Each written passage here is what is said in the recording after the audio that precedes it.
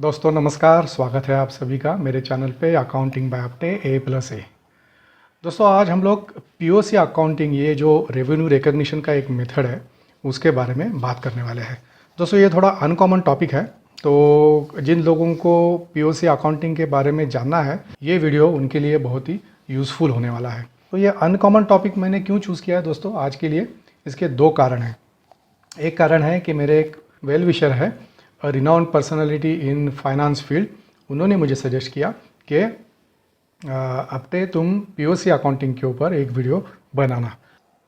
और एक चीज़ है दोस्तों कि पीओसी के ऊपर यूट्यूब पे मैंने सर्च किया तो यूट्यूब पे there are hardly 1 or 2 videos and that too in English by some foreign person. तो मैंने सोचा कि क्यों ना ये टॉपिक हम लोग हिंदी में करें और अपने लोगों के लिए करें। सो विद दिस बैकग्राउंड मैं ये पीओसी अकाउंटिंग के ऊपर का टॉपिक आपके सामने लेके आया हूँ। दोस्तों हो सकता है कि ये वीडियो थोड़ा सा लंबा बने। शुरू में मैंने सोचा था कि ये मैं 2-3 एपिसोड में करूँ, लेकिन फिर क्या होता है ना दोस्तों, 2-3 एपिसोड में अगर मैं करूँगा तो शायद उसका कंटिन्यूटी जो है, टॉपिक समझने के लिए जो कंटिन्यूटी चाहिए वो शायद कहीं ना कहीं मिस हो जाएगा। तो इसीलिए ये entire topic I am trying to cover in 1 episode only. तो ये वीडियो थोड़ा लंबा होगा, लेकिन मैं वीडियो में मार्कर्स नीचे डालने वाला हूँ विद द टॉपिक नेम्स। तो अगर किसी को किसी टॉपिक के ऊपर सडनली जंप करना है, स्किप करना है, तो नीचे देख के आप लोग वो टॉपिक पे सीधा जंप कर सकते हो। ठीक है दोस्तों, लेकिन ये वीडियो पूरा देखना। आई एम 100% श्योर कि इससे एटलीस्ट आपको पीओसी अकाउंटिंग मतलब क्या, हाउ इट वर्क्स, उसमें क्या अकाउंटिंग एंट्रीज होता है, what are the terms and the definitions of those terms, meaning of those terms, ये आपको एटलीस्ट समझ में आ जाएगा। दोस्तों पीओसी एकदम वास्ट टॉपिक है। पीओसी में अगर हम लोग पढ़ने के लिए जाएंगे तो it would be more than 400-500 pages topic. तो उसका summary I am trying to compile in let us से 25-30 मिनट वीडियो। ठीक है, तो चलिए चालू करते हैं। दोस्तों मेरा नाम है चारुदत्त आपटे और आप देख रहे हैं मेरा channel accounting bye Apte A+A। ये चैनल पे जैसे कि आपको मालूम है मेरे 2 प्लेलिस्ट चलते हैं। One is on basics and fundamentals of accounting, ये video would go in that playlist. और एक प्लेलिस्ट में मैं share trading and current affairs के बारे में, शेयर मार्केट के बारे में वीडियोस पोस्ट करता हूँ। तो चलिए दोस्तों आज का वीडियो शुरू करते हैं। दोस्तों ये वीडियो का सबसे ज़्यादा बेनिफिट किसको होने वाला है? वैसे तो सबको होने वाला है, क्योंकि आप लोगों का नॉलेज इससे बढ़ने वाला है। जो अकाउंटिंग फील्ड में है वो लोगों का नॉलेज डेफिनेटली पीओसी मतलब क्या, ये मेरा वीडियो देख के बढ़ने वाला है। It's also going to add value into your CV definitely, if at least you know to start with what does POC accounting means। लेकिन दोस्तों जो लोग, those employees who are working in an engineering company or a construction company or a project company where the lead time to complete the order is more, when I say more it is more than a year, तो ऐसे जो companies है, for example L&T हो, for example ABB हो, जिनके बड़े बड़े project आते हैं, GE हो जो पावर प्लांट बनाते हैं, या और कुछ लंबे वक्त तक चलने वाले जो प्रोजेक्ट कंपनीज है, उनके जो एम्प्लॉयज़ है, फिर वो प्रोजेक्ट मैनेजर्स हो सकते हैं, वो प्रोजेक्ट कमर्शियल्स हो सकते हैं, प्रोजेक्ट हेड्स हो सकते हैं, या also this would be helpful for auditors who are auditing POC accounting. ठीक है, तो वैसे देखा जाए तो ये वीडियो सबके लिए बेनिफिशियल होने वाला है। तो चलिए दोस्तों, first things first, revenue recognition के लिए कितने मेथड्स अवेलेबल है वो पहले हम लोग ब्रीफ में देखेंगे 1-2 मिनट में, एंड देन उसके बाद हम लोग पीओसी अकाउंटिंग के ऊपर चलेंगे। दोस्तों पहला है sales basis method. Sales basis method में मतलब क्या है, आप किसी शॉप में जाओ, किसी मॉल में जाओ, जो आपको चाहिए वो खरीदो अक्रॉस द काउंटर, उसका पेमेंट करो, that is called sales basis method. मतलब जैसे ही सेल हुआ you can recognise the revenue, that is called sales basis method. दूसरा एक होता है दोस्तों इंस्टॉलमेंट मेथड और कॉस्ट रिकवरेबिलिटी मेथड। इसमें क्या होता है दोस्तों, जो सेलर है उसको उसका पेमेंट रिकवरी का गारंटी नहीं रहता है, इट्स नॉट दैट गारंटेड। तो जब भी पेमेंट आता है तभी रेवेन्यू बुक होता है। So those methods are called instalment method and also cost recoverability method. चौथा है दोस्तों कंप्लीटेड कॉन्ट्रैक्ट मेथड, और पांचवा है percentage of completion method, that is popularly known as POC. ठीक है दोस्तों, अभी कंप्लीटेड कॉन्ट्रैक्ट मेथड जो है ना दोस्तों, वो समझने में एकदम आसान है। अगर पीओसी समझ में आ गया तो कंप्लीटेड कॉन्ट्रैक्ट मेथड के लिए ज़्यादा कुछ एडिशनल करने का ज़रूरत नहीं है, वो आपको तुरंत उसका कंप्लीटेड कॉन्ट्रैक्ट मेथड समझ में आ जाएगा once we understand the percentage of completion method. तो दोस्तों कौन से कंपनीज है या इंडस्ट्रीज है those often use this POC method. दोस्तों कंस्ट्रक्शन फर्म्स हैं जो रोड का काम करते हैं, जो 2-2, 3-3 साल highway, for example let us से नाउ मुंबई नागपुर हाईवे या मुंबई दिल्ली हाईवे 3 साल 4 साल तक उसका काम चालू रहता है, तो उसका रेवेन्यू रिकॉग्नाइज कैसा करना, 4 साल बाद तो कर नहीं सकते। तो ऐसे सब कंपनीज के लिए POC accounting method is blessing. दूसरा है दोस्तों energy facilities.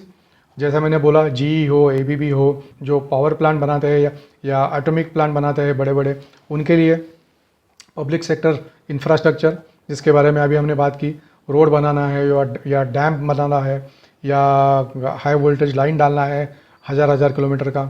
Then long term physical project कि जिसका लीड टाइम बहुत ही ज़्यादा है, फॉर एग्जांपल रिफाइनिंग प्लांट डालना है या पेट्रोलियम प्लांट डालना है। देन सर्टन दोस्तों डिफेंस कॉन्ट्रैक्ट्स, सबमरीन बनाना हो या एयरक्राफ्ट बनाना हो या एयरक्राफ्ट कैरियर बनाना हो। ऑल्सो सर्टन सॉफ्टवेयर डेवलपर्स जिनको सॉफ्टवेयर डेवलप करने में बहुत टाइम लगने वाला है, but only pre condition is that with a custom design. That means उसका जो डिज़ाइन है, सॉफ्टवेयर का जो राइटिंग है, that should not be standard. अगर स्टैंडर्ड है then that would fall under product sale. जो पिछले साइड में हमने एग्जाम्पल देखा था सेल्स बेसिस मेथड, वो उसके तरह उसका अकाउंटिंग होगा।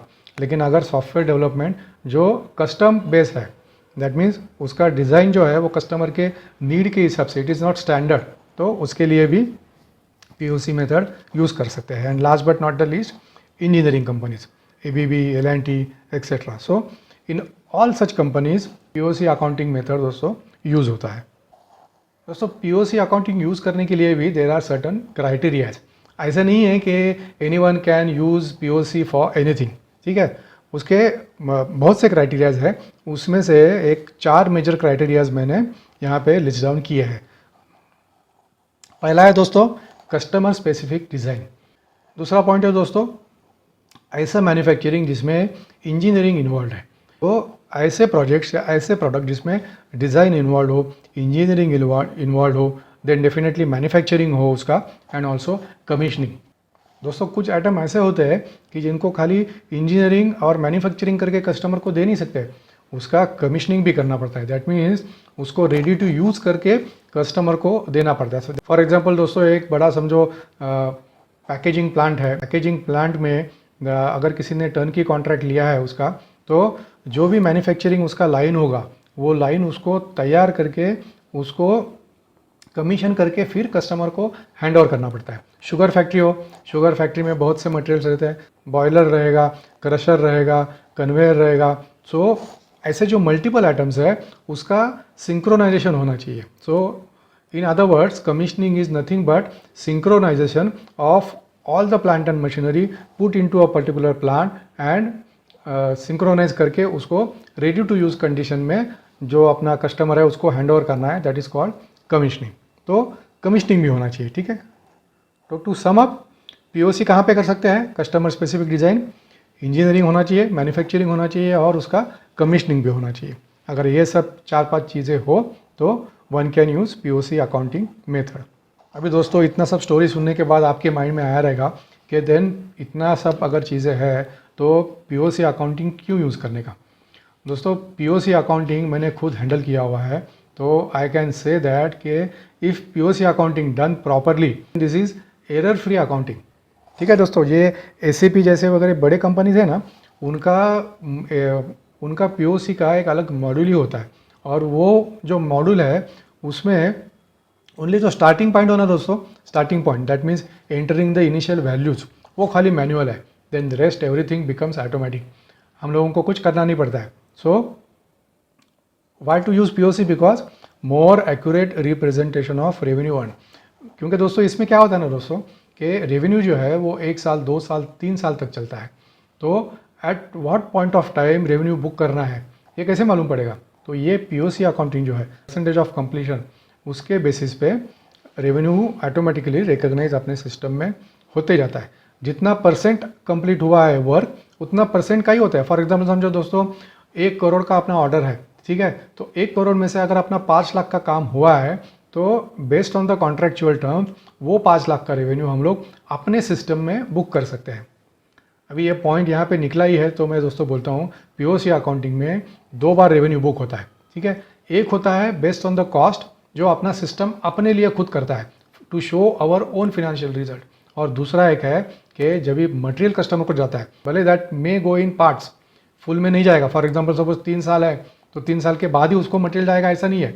सम of the materials would also go as loose material to him, ठीक है, मतलब किट के हिसाब से उसको मटेरियल जाएगा, वहाँ पे इंस्टॉल होगा। तो ये जो पार्शल जो डिस्पैचेस है उसका बिलिंग कस्टमर को हमको अलग से करना पड़ता है। दूसरा पॉइंट है दोस्तों, easier to show correct financial picture for projects running into multiple financial years. That means अगर 3 साल है, अगर रोड का हमने एग्जांपल लिया मुंबई टू दिल्ली, ठीक है, तो अभी समझो 1 साल पहले साल में खाली मुंबई टू सूरत इतना ही रोड बना, तो जब तक दिल्ली तक रोड नहीं बनता है तब तक रेवेन्यू बुक करना है ऐसा नहीं है। जितना रोड बिल्ड हुआ उतने का रेवेन्यू बुक करना है हमको।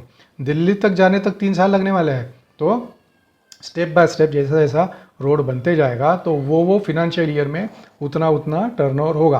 दैट मीन समझो एज्यूम करो हम लोग कि पहले साल में 35% अपना काम कंप्लीट होता है, दूसरे साल में 35 और तीसरे साल में बैलेंस। तो पहले साल में रेवेन्यू बुक होगा 35%, दूसरे साल में रेवेन्यू बुक होगा 35% और तीसरे साल में बैलेंस 30%, ठीक है। So it is easier to show correct financial picture for projects running into multiple financial year. तीसरा है दोस्तों, overall more precise picture of company's financial health.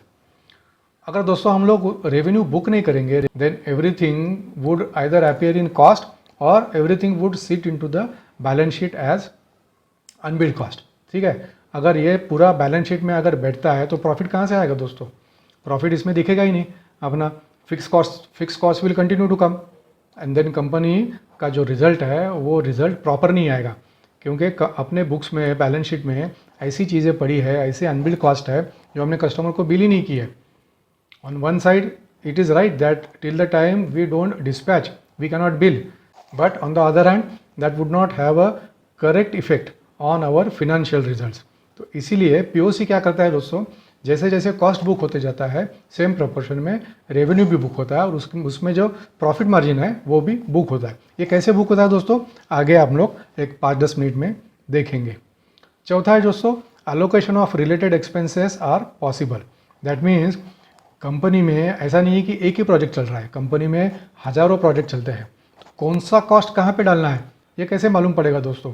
अगर जनरलाइज एक ही बास्केट में अगर पूरा कॉस्ट लेंगे तो प्रोजेक्ट वाइज प्रॉफिटेबिलिटी जो है that company would not be able to assess at any point of time, क्योंकि कॉस्ट जा रहा है पूरा जनरलाइज एक ही बास्केट में। तो ये जो पीओसी है, ये जो प्रोजेक्ट अकाउंटिंग है, उससे the respective cost can be allocated to that particular project. मतलब मुंबई टू दिल्ली का जो रोड है उसके पूरे कॉस्ट मुंबई टू दिल्ली ये जो प्रोजेक्ट है उसी में चले जाएंगे। साथ साथ और भी समझो कुछ प्रोजेक्ट चालू है, उसका जो कॉस्ट है वो individual would go into that particular project only. So allocation of related expenses are possible. पांचवी चीज़ है दोस्तों, tracking of expenses is more easy, क्योंकि अगर स्पेसिफिक है तो ट्रैक करना बिकम्स ईजी। इसका सिंपल एग्जांपल मैं आपको बोलता हूँ दोस्तों, अपने किचन के स्टोरेज का जो अपना एरिया रहता है, अगर उसमें सामने से अगर ग्लास लगा हो और अपने जो अंदर जो कंटेनर है वो भी अगर ट्रांसपेरेंट हो, तो उसमें हमको कौन सा आइटम कितना है, चावल कितना है, गेहूं का आटा कितना है, शक्कर कितना है, ठीक है, मूंगफली कितना है, वो ऑटोमेटिक आपको बाहर से दिखेगा, उसको खोल के देखने का ज़रूरत नहीं है। So POC accounting is like that. Expenses, tracking of expenses and monitoring of expenses is much more easier than other accounting methods.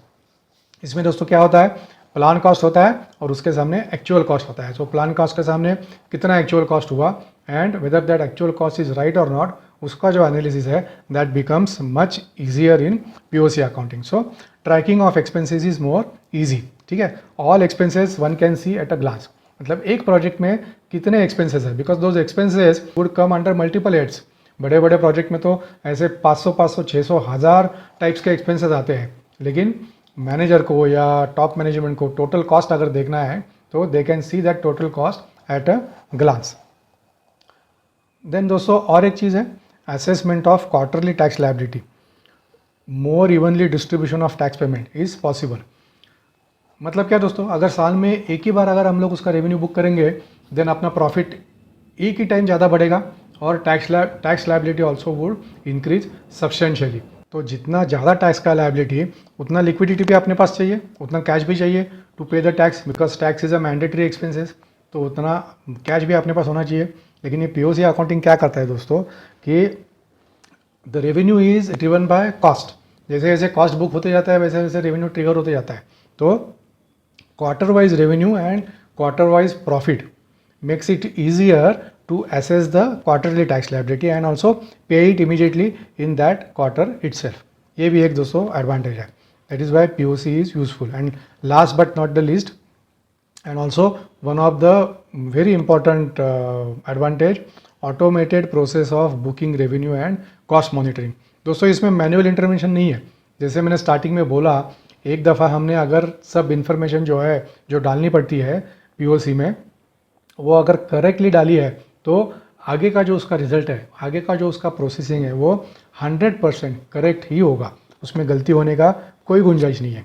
लेकिन स्टार्ट अपना करेक्ट होना चाहिए, that means the initial values that we are going to put, plan cost हो and plan revenue हो, that should be 100% right. अगर वो right है तो आगे की सब चीज़ें automatic, you can be rest assured कि जो रिजल्ट है वो 100% एक्यूरेट ही है। तो दोस्तों this was as far as why one should and why big companies prefer to use POC over other revenue recognition methods. तो दोस्तों कौन से फैक्टर्स हैं leading to successful implementation of POC? जैसे मैंने पिछले स्लाइड में बोला कि अगर इनिशियल एंट्रीज जो है POC में, POC का जो स्ट्रक्चर है उसमें वो अगर 100% करेक्ट है तो result also would be 100% correct. ठीक है, गार्बेज इन गार्बेज आउट, अगर स्टार्टिंग में ही हम लोग गलत डालेंगे तो आगे का रिजल्ट गलत जाएगा, लेकिन अगर स्टार्टिंग में इफ़ एवरीथिंग इज़ राइट आगे का रिजल्ट भी 100% राइट होगा। तो दोस्तों क्या क्या आता है प्रोजेक्ट में? प्रोजेक्ट का दोस्तों एक स्ट्रक्चर रहता है, दैट मीन्स सिस्टम में POC जब भी अकाउंटिंग होता है तो उसमें एक प्रोजेक्ट क्रिएट करना पड़ता है विथ अ प्रोजेक्ट डिस्क्रिप्शन, और वो प्रोजेक्ट को एक कोड भी रहता है। ठीक है, ये कोड का सिग्निफिकेंस क्या है मैं आपको 5 मिनट में बताऊँगा, जब भी हम लोग अकाउंटिंग एंट्रीज देखेंगे तभी। सिस्टम में एक स्ट्रक्चर रहता है जहाँ पे प्लान रेवेन्यू रहता है और प्लान कॉस्ट रहती है। ठीक है दोस्तों, तो और उसका प्लान कॉस्ट जो है दैट गेट्स सब divided into a WBS structure. WBS is work breakdown structure, मतलब जितने टाइप के कॉस्ट है वो हर एक टाइप के लिए एक एक लाइन आइटम होता है, और वो लाइन आइटम का जो सम है वो WBS के हेडर लेवल पे आता है और वहाँ पे पूरा कॉस्ट एक्यूमुलेट होता है, that is called cost collector, that is called cost collecting. वो जो पूरा कॉस्ट है वो एक WBS के हेडर लेवल पे एक्यूमुलेट होता है। तो दोस्तों इट इज़ वेरी इंपॉर्टेंट कि in the project one should have well defined contract terms. तो दोस्तों अपना जो कॉन्ट्रैक्ट है कस्टमर के साथ उसमें वेल डिफाइंड कॉन्ट्रैक्ट टर्म्स होने चाहिए।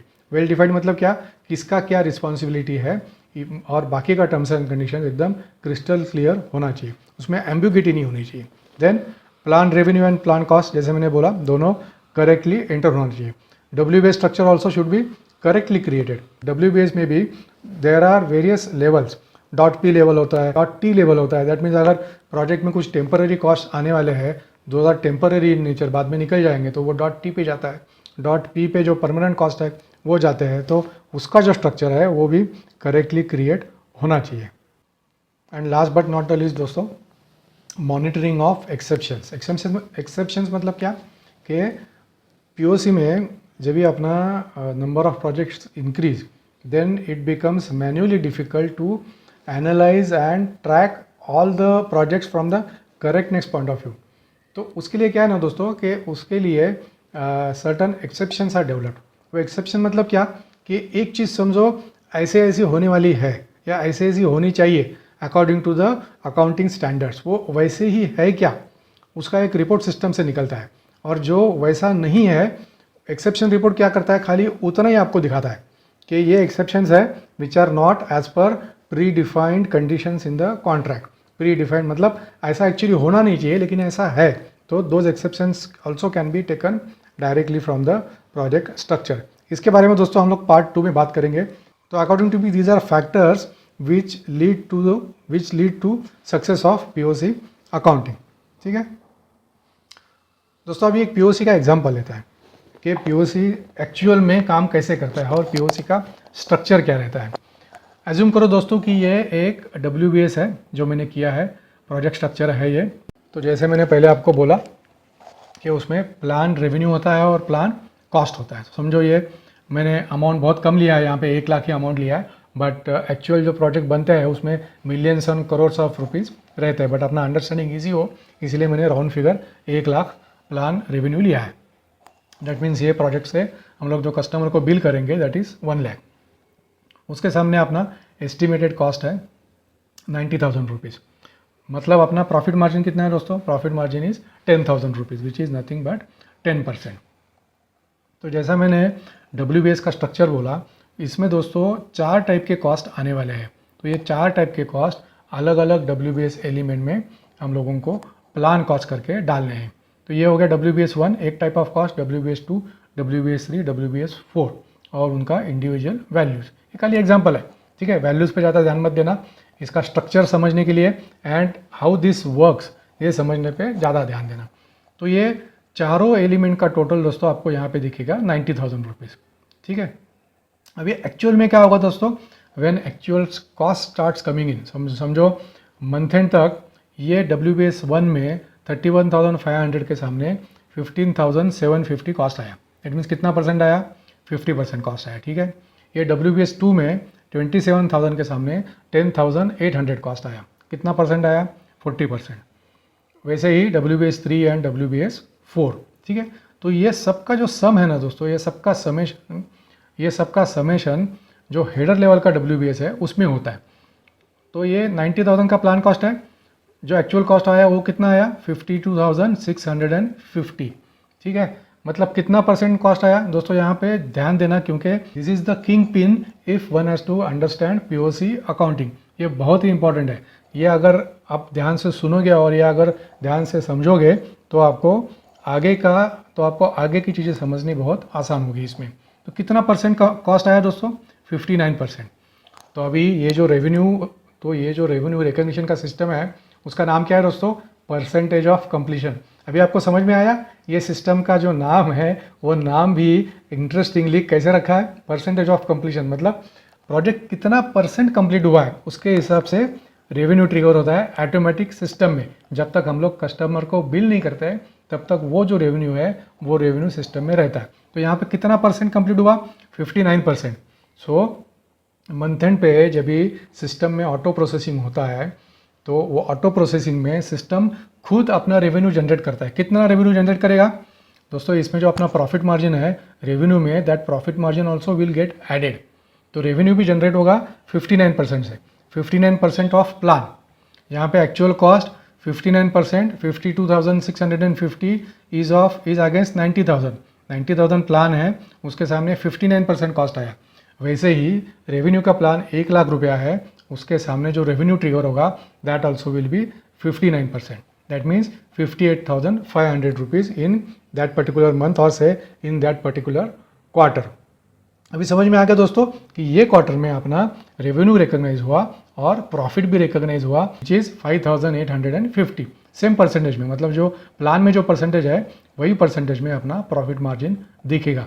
Now you would be able to correlate जो मैंने कुछ देर पहले बोला था कि quarterly tax liability and quarterly having correct financial number is possible with POC। उसका लिंक अभी आपको यहाँ पे समझ में आएगा कि सिस्टम जैसे जैसे कॉस्ट आता है वैसे वैसे रेवेन्यू रिकॉग्नाइज करते जाता है, वैसे वैसे प्रॉफिट रिकॉग्नाइज करते जाता है and then our financial numbers are in line with the actual working.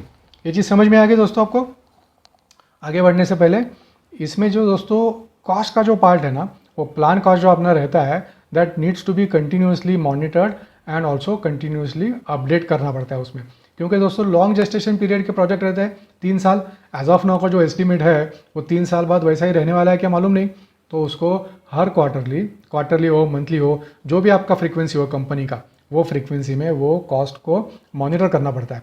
उसके लिए दोस्तों अलग से मीटिंग बुलाना पड़ता है जिसमें सब प्रोजेक्ट इंजीनियर्स है, प्रोजेक्ट लीड्स है, प्रोजेक्ट कमर्शियल है, प्रोजेक्ट मैनेजर है, वो सब इकट्ठा आते हैं और कॉस्ट का एंड ऑल्सो प्रोजेक्ट का कितना प्रोग्रेस है उसको मॉनिटर करते हैं, उसको डिस्कस करते हैं।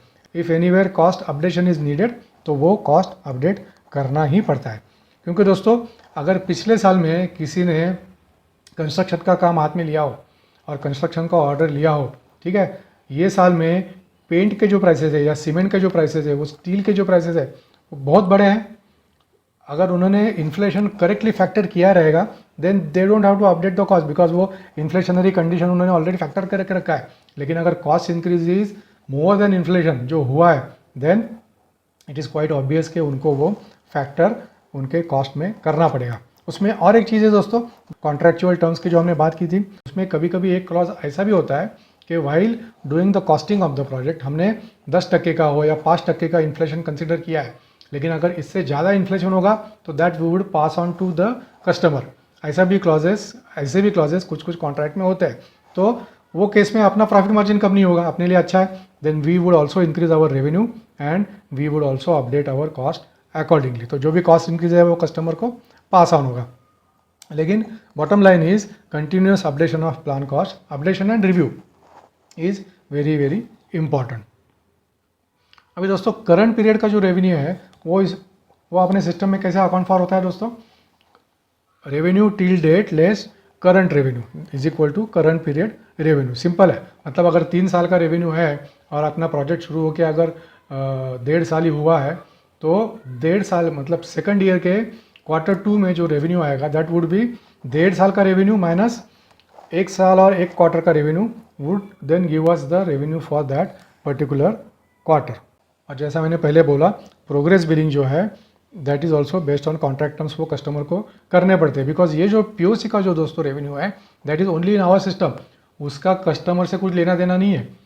कस्टमर को जब भी हम लोग फिजिकल मटेरियल डिस्पैच करते हैं तभी हमको प्रोग्रेस बिलिंग करना ही पड़ता है, क्योंकि नहीं तो फिर कस्टमर को हम लोग डेटर रिकॉग्नाइज नहीं कर सकेंगे। गवर्नमेंट के जो बाकी के टैक्सेस है GST वगैरह वो हमको पे करने हैं। POC रेवेन्यू में GST टैक्स नहीं आता है। What we show is only profit, जो प्रॉफिट के ऊपर जो टैक्स है उसका खाली अकाउंटिंग होता है। लेकिन जब भी कस्टमर को माल भेजते हैं तभी कस्टमर को HD इन्वाइसिंग या उसको प्रोग्रेस बिलिंग भी बोलते हैं, वो करना पड़ता है, क्योंकि फिर कस्टमर से पैसा भी कलेक्ट करना पड़ता है। तो ये सब चीज़ें अभी आगे की स्लाइड्स में आएंगे। चलिए आगे बढ़ते हैं। यहाँ तक आपको समझ में आ गया? Very good.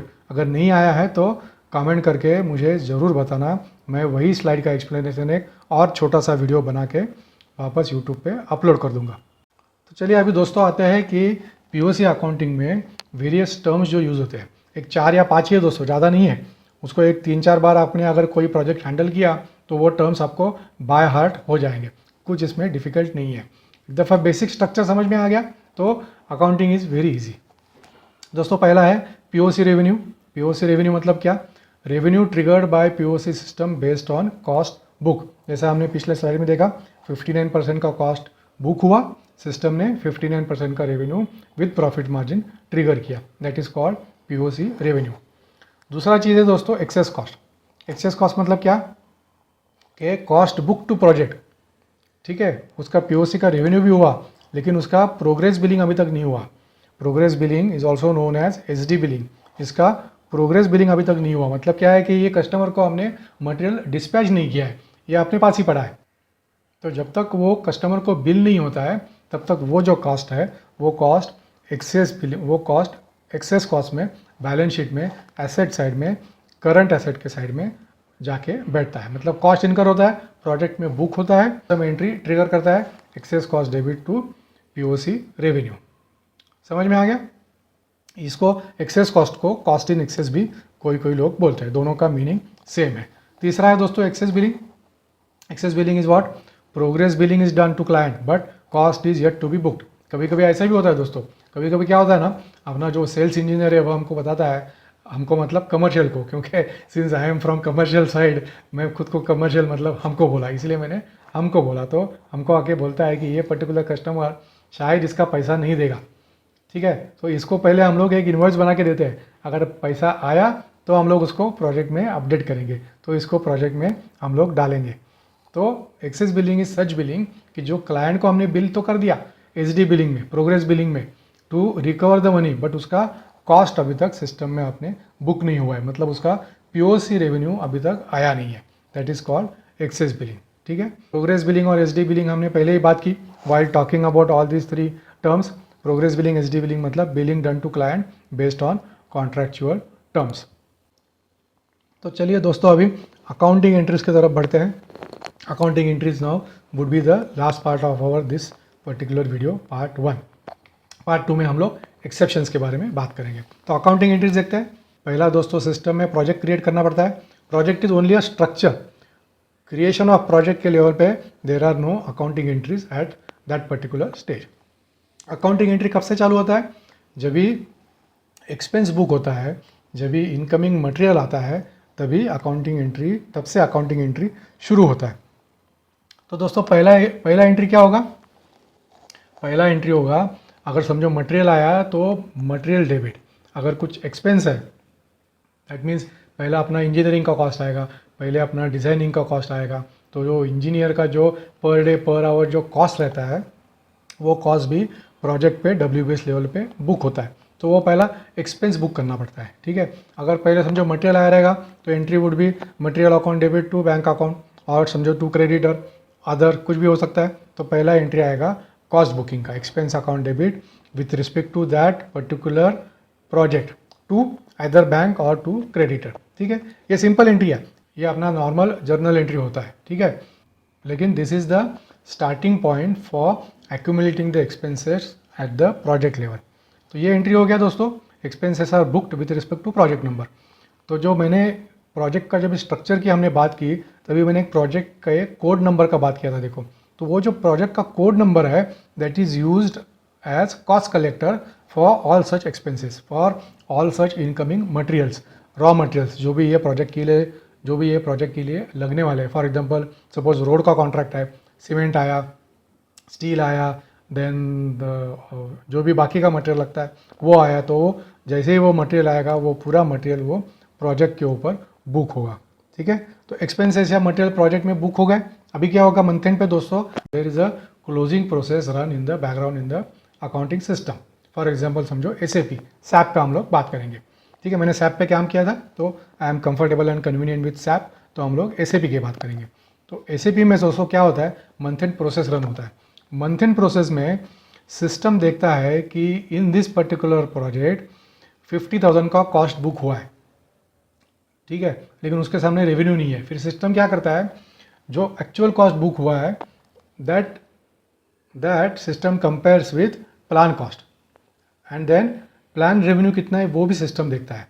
देन जो हमने स्टार्टिंग में देखा था रेवेन्यू का एग्जांपल, जब भी हमने WBS का प्रोजेक्ट का स्ट्रक्चर देखा, उसमें हमने 1 लाख देखा था प्लान रेवेन्यू, उसमें हमने कॉस्ट देखा था 90,000 प्लान कॉस्ट। तो उसके सामने समझो ये 50,000 का एक्सपेंस बुक हुआ है, तो वो 50,000 के सामने सिस्टम रेवेन्यू ट्रिगर करता है, that is called POC revenue on its own.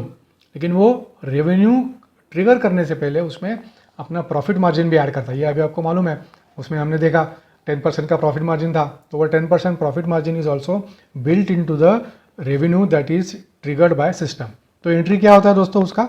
और ये सब एंट्री, पहला एंट्री खाली मैनुअल है, जो एक्सपेंस या मटेरियल बुक करने का जो एंट्री है वो सिर्फ मैनुअल है। Manual in the sense system में हमको डालना पड़ता है, वाया GRN हो या वाया JV हो या वाया और कोई अकाउंटिंग एंट्री हो, डालना पड़ता है। लेकिन आगे का सब जो प्रोसीजर है, आगे का सब जो प्रोसेस है वो ऑटोमेटिक होता है। तो सिस्टम एंट्री ट्रिगर करता है excess cost debit credit to POC revenue, ठीक है। एक्सेस कॉस्ट जैसे मैंने बोला, cost is transfer to balance sheet asset side as part of current asset. Indirectly उसको अनबिल्ड कॉस्ट भी हम लोग बोल सकते हैं, लेकिन POC के लैंग्वेज में उसको अनबिल्ड कॉस्ट नहीं बोलते हैं, इसको एक्सेस कॉस्ट या कॉस्ट इन एक्सेस बोलते हैं। और रेवेन्यू ट्रिगर होके अपने P&L में क्रेडिट साइड पे जाके बैठता है 55,000 रुपीज़। ये एंट्री समझ में आ गया? अभी आगे बढ़ते हैं। नेक्स्ट एंट्री क्या होता है? समझो ये जो 55,000 का जो आपने कॉस्ट या जो समझो मटेरियल है उसको प्रोसेस करके कस्टमर को भेज दिया, 55,000 का material has been dispatch to customer, तो उसका बिलिंग करना पड़ता है, that is called progress billing to customer. इसका एंट्री आपको मालूम है, हमने पहले अपना जो जनरल एंट्रीज के मेरे जो वीडियोज़ है उसमें ये एंट्री हमने कवर की है ऑलरेडी, उसमें ज़्यादा टाइम स्पेंड नहीं करेंगे। खाली जिन्होंने पहला वीडियो नहीं देखा है उनके लिए कस्टमर अकाउंट या debtors account debit to sales revenue, ये अपना नॉर्मल सेल्स है दोस्तों, ठीक है। ये POC रेवेन्यू नहीं है, ये SD रेवेन्यू या प्रोग्रेस बिलिंग है to recover the money from customer and also to show the GST effect, ठीक है। उसके लिए एंट्री होता है, ये एंट्री होता है। लेकिन जो भी एंट्रीज होते हैं ना दोस्तों, भले वो GRN हो, इनकमिंग मटेरियल हो, कॉस्ट बुकिंग हो, प्रोग्रेस बिलिंग हो, SD बिलिंग हो, उन सभी में प्रोजेक्ट का जो कोड नंबर है वो प्रोजेक्ट का कोड नंबर एग्जिस्ट रहता है। दैट प्रोजेक्ट का code number is used as collector. तो जो भी इफेक्ट है रेवेन्यू का हो या कॉस्ट का हो वो प्रोजेक्ट में जाके बैठता है। बेस्ट एग्जांपल इज दोस्तों अपना ट्रेन का रिजर्वेशन।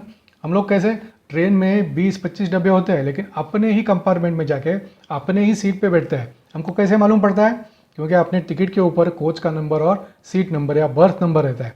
वैसे ही सिस्टम को हम लोग बोलते हैं बाबा ये सब एक्सपेंसेस या ये सब एक्टिविटीज़ जाके कहाँ पे बैठना चाहिए, तो ये प्रोजेक्ट नंबर पे जाके बैठना चाहिए। तो वो प्रोजेक्ट नंबर पे जाके बराबर बैठ जाती है।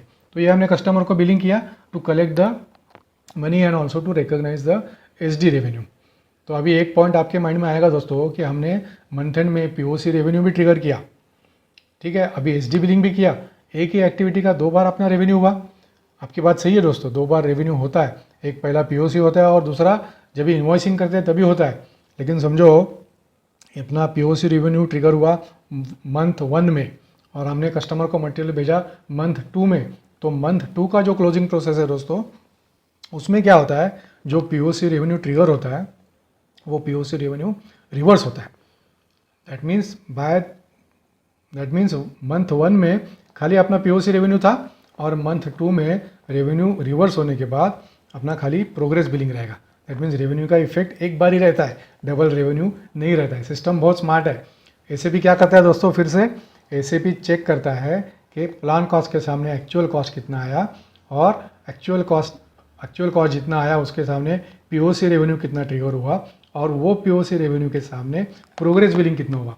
जैसे सिस्टम को दिखता है कि प्रोग्रेस बिलिंग भी उतना ही हुआ है जितना पीओसी रेवेन्यू हुआ है, तो ऑटोमेटिकली सिस्टम जो पीओसी रेवेन्यू हुआ है वो उसको रिवर्स कर देता है। दोस्तों शुरू में स्टार्टिंग में थोड़ा कॉम्प्लेक्स लगेगा, लेकिन अगर यही वीडियो आप अगर बार बार देखोगे और सुनोगे तो ये चीज़ आपको समझ में आ जाएगी। बेस्ट चीज़, अगर आप किसी प्रोजेक्ट में काम करोगे तो फटाक से मतलब 2-3 प्रोजेक्ट में ही आपको पूरा चीज़ें समझ में आना शुरू हो जाएगी, ठीक है। तो सिस्टम जो पीओसी रेवेन्यू है वो पीओसी रेवेन्यू रिवर्स करता है the moment system sees that there is a progress billing also. दोस्तों हमने एक एग्जांपल पहले देखा 5,000 रुपये का प्रोग्रेस बिलिंग का। इंजीनियर ने मेरे पास आके मुझे बोला कि ये पहले कस्टमर को बिल दे देते हैं और इसका पैसा आने के बाद हम लोग उसको मटेरियल डिस्पैच करेंगे, तब तक मटेरियल डिस्पैच नहीं करेंगे। तो वैसे केसेस में दोस्तों प्रोग्रेस बिलिंग होता है, ठीक है, पहले, लेकिन उसके सामने अभी तक अपना कॉस्ट बुक नहीं हुआ है, तो that is called bills in excess. मतलब क्या दोस्तों, प्रोग्रेस बिलिंग हुआ है लेकिन उसका कॉस्ट नहीं आया है। कॉस्ट नहीं आया है मतलब उसका पीओसी रेवेन्यू ट्रिगर नहीं हुआ है, that is called bills in excess और एक्सेस बिल। ये रिवर्स होता है जब भी एक्चुअल कॉस्ट बुक होगा उसके सामने पीओसी रेवेन्यू आएगा तो ये बिल्स इन एक्सेस निकल जाएगा। This is a temporary entry till the time cost booking is not done. आई बात समझ में दोस्तों? तो there are 4 terms which are important, memorise करना ही है, उसको ध्यान में रखना ही है। एक है पीओसी टर्नओवर, दूसरा है कॉस्ट इन एक्सेस, तीसरा है बिल्स इन एक्सेस और चौथा है प्रोग्रेस बिलिंग। पीओसी रेवेन्यू मतलब जो सिस्टम रेवेन्यू ट्रिगर करता है that is POC billing. Cost in excess मतलब cost has come but progress billing has not happen so far. Excess billing मतलब billing to customer has happen but उसके सामने अपना cost book नहीं हुआ है। और प्रोग्रेस बिलिंग मतलब जो बिल्स हम सिस्टम में जनरेट करके कस्टमर को फॉर कलेक्टिंग द मनी जो बिल रेज करते हैं उसको प्रोग्रेस बिलिंग बोलते हैं। ठीक है दोस्तों, ये वीडियो ऑलरेडी बहुत लंबा हुआ है तो ये वीडियो को यहीं पर ख़त्म करते हैं। अगर ये वीडियो के ऊपर आपके कुछ क्वेश्चंस है तो मुझे कमेंट सेक्शन में ज़रूर बताना, या कुछ और क्लैरिफिकेशन चाहिए वो भी कमेंट सेक्शन में ज़रूर बताना। नेक्स्ट वीडियो में हम लोग जो मैंने एक्सेप्शन की बात की थी, those exceptions we would talk about in the next video. Till that time दोस्तों, यह वीडियो अगर आपको पसंद आया है तो डेफिनेटली मेरे चैनल को सब्सक्राइब कीजिएगा और मेरे वीडियो को लाइक भी कीजिएगा। जैसे मैं मेरे हर वीडियो में बोलता हूँ, अगर आप मेरे वीडियो को लाइक करोगे तो यूट्यूब का एक एल्गोरिज्म रहता है, वो एल्गोरिज्म को ये समझता है कि लोगों को मेरे वीडियोस पसंद है, तो सेम मेरे वीडियोस बाकी के लोगों को YouTube on its own suggested videos में फॉरवर्ड करता है। तो मेरे वीडियो को लाइक भी करना, सब्सक्राइब भी करना और आपका फीडबैक भी देना, क्योंकि आपका feedback is very important for me. जब तक आप फीडबैक नहीं दोगे तब तक मुझे मेरे वीडियोज़ में क्या चेंज करना है, क्या ऐड करना है, क्या रिवाइज करना है, किसका क्लैरिफिकेशन ज़्यादा देना है, ये चीज़ें सब मुझे समझ में आ जाएंगी। सो ये वीडियो में इतना ही। See you in next video. Thanks a lot for your time.